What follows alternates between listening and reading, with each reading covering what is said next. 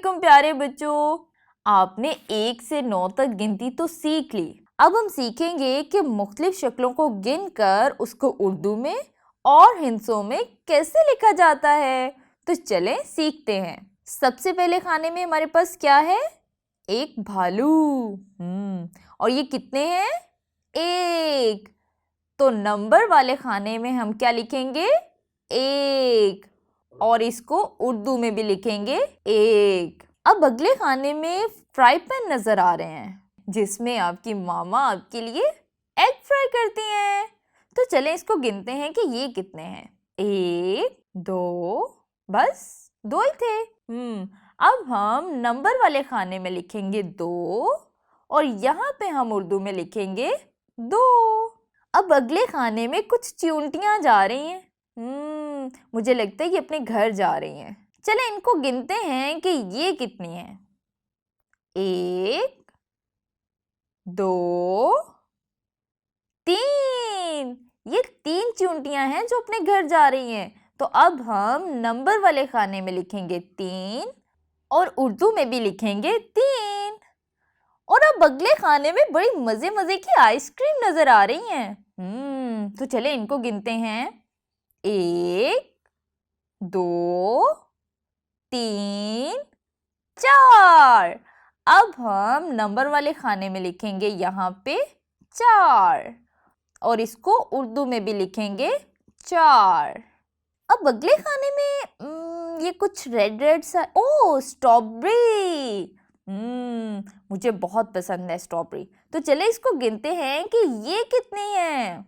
1 2 3 4 5। तो ये हैं 5। अब हम नंबर वाले खाने में लिखेंगे 5 और इसको उर्दू में भी लिखेंगे 5। अब अगले खाने में क्या है? ये हैं अंडे जो आप नाश्ते में खाते हैं। तो चले इनको गिनते हैं। 1 2 3 4 5 और 6। ये 6 अंडे हैं। अब हम नंबर्स वाली जगह पे लिखेंगे यहाँ पे 6 और इसको उर्दू में भी लिखेंगे 6।